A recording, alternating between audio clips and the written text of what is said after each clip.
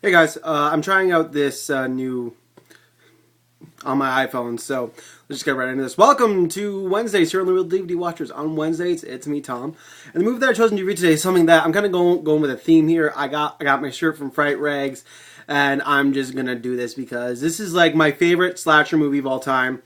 My favorite slasher. To me, it's the best one in the series. I mean, it's so good. Really, when you think about it, it's just so good. I'm sorry if it seems like I'm looking off into weird directions because, yeah, I'm staring at my camera. So I'll try to stare right here so that way it really doesn't mess with anything, but we'll see. So the movie in question that I've chosen to review today is Sleepaway Camp 2. That's right, Unhappy Campers. I got my shirt from Fright Rags, has a Happy Camper song, and just killing everybody. So basically what's going on in this one, guys, is this takes place a couple years after the events of Sleepaway Camp 1. Angela has been re-released from her mental institution, except we don't know it's that, because it opens up with one counselor, TC, going on about the old legend of Angela Baker and how she sliced up people at a camp. And so this girl's with them, right? Her name's Phoebe, and she's just, doing her thing. No, actually, no. Sorry, it's the guys all around the campfire telling ghost stories, and then Phoebe tells the story about Angela. Sorry, my bad. You think with my favorite slash movie, I'd actually know this. And so Angela comes and catches Phoebe. She's like, "Come on, let's go back." And then pretty much, Angela pretty much is like, "Oh, you were fornicating with the boys," and of course Phoebe wasn't. She's like, "I was just telling stories." And then all of a sudden, Angela's like, "I should just send you home." Phoebe's like, "You know what, Angela? Fine. You want to send me home? You go ahead. Fine. You send me home." So Angela fucking fucks off, and Phoebe's walking around the door like, "Oh, Angela, come on. I'm sorry." And then all of a sudden, Angela appears, cracks her in the head with a stick, and cuts out her tongue. That's how the movie starts. And from then on, it's just like your classic '80s cheesy, campy.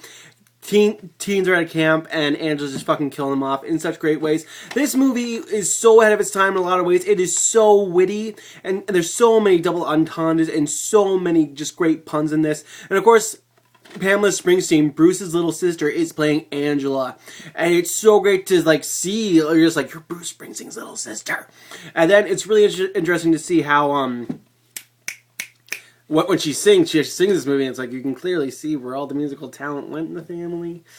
Yeah. So from there, we see how Angela's been dealing with, the psychodrama she's had to go through. She went through a sex change. She changed her name all in order because she wants to be a happy camper. She wants to find the good in kids.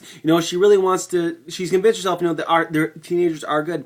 People can be inherently good, but just need to weed out the bad. Yeah, that's how that one's going. Looks like my one eye is off center. Anyway, basically from then on, it just escalates, and there's like this wild ride, which is so much fun. Writing this movie had to be a fucking blast. Really, it's absolutely ridiculous in how it was done. I don't know why this chick's on here because that is not Pamela Springsteen. If I can somehow get it, this right here is Pamela Springsteen. I apologize. Oh, also, who's in this? Renee Estevez, Emilio's little sister, who's in fucking Heathers, is in this. Sorry, I get really excited when I talk about movies. I don't know what the fuck's wrong with me. Maybe it's all the chocolate I had. I don't know. But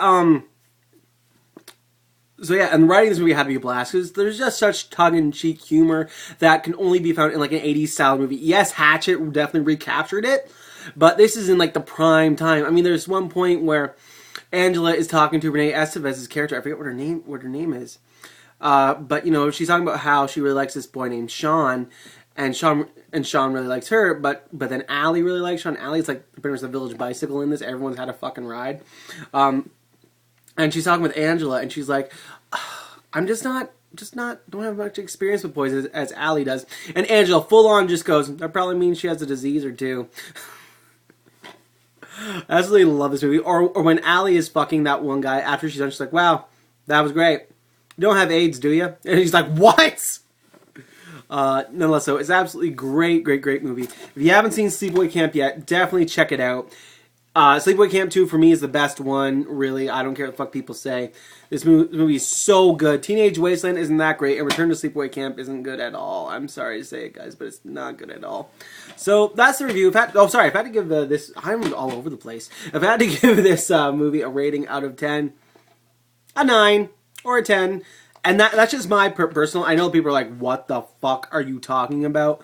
But I fucking love this movie. It's my favorite slasher movie of all time. Yes, it is like totally just camp and cheese. If I had to give this movie a real rating out of 10, not my rating out of 10, it would definitely get like a 6 because that's just the way how this movie is. But nonetheless, though, if you find the humor and the cuteness and the tongue-in-cheek of the 80s slasher movies that never take themselves seriously and ham it up, you are gonna fucking love this movie. DVDM did this for her last update and for her last ReelDVDWatchers, and I by no means mean to step on Emma's toes. Emma, you know how much I love you and everything like that, but just I really wanted to review this movie. So big ups to DVDM because it's DVDM, and yeah. So I will catch you guys next week for a full official movie that I've watched that I don't know off the top, don't know it by heart. I will pick like something new. I picked up Buried, so maybe I might review Buried or something like that. I don't know. We'll wait and see until next week. So guys, have a good time.